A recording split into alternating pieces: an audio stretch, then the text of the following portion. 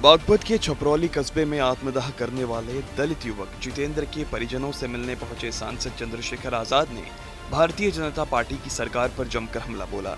उन्होंने कहा कि बीजेपी की राजनीति धर्म पर आधारित है, जबकि उनकी राजनीति कर्म और सामाजिक परिवर्तन पर केंद्रित है।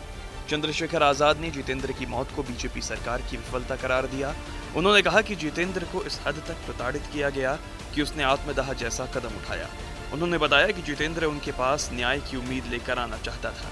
आजाद ने कहा कि मुझे बताया गया कि वो पार्लियामेंट के सामने मुझसे मिलने और न्याय मांगने की इच्छा लेकर आया था, लेकिन परिस्थिति ऐसी बनाई गई कि उसने अपने प्राण बलिदान करने पड़े। कि जितेंद्र को इतना प्रताड़ित किया गया कि उसने मुझसे, वो मेरे शायद हो सकता है मेरे पास ही वहां जा रहे हो पार्लियामेंट में, क्योंकि मुझे बताया गया कि वो मन में इच्छा ले गए थे कि भाई चंद्रशेखर से मिलके जो है मैं न्याय को लेने का काम करूंगा, लेकिन किस परिस्थितियों में कितना उनको सताया गया कि उन्होंने कदम उठाया, मुझे इस बात का जितेंद्र को न्याय दिलाने को लेकर हम लोग अपनी रणनीति बना रहे हैं कि अगर सरकार हमारी बात को नहीं सुनेगी तो हम किस तरह से लड़ाई को लड़ेंगे। अभी जब मैं यहाँ आया हूँ तो 50 मामले मेरे सामने आए हैं। सारे मामले ऐसे ही, किसी की जमीन दबा ली गई है, किसी के घर पे कब्जा कर लिया गया है, किसी का मारपीट हुई है, कोई कार्रवाई नहीं हो रही, किसी पे झूठा मुकदमा किया, तमाम इस तरह की घटनाएं यहाँ सामने आई हैं। न्याय के लिए पार्लियामेंट के सामने जाके सुसाइड करना पड़ रहा है, अपना प्राण बलिदान करना पड़ रहा है। ये है भारतीय जनता पार्टी का दलितों के प्रति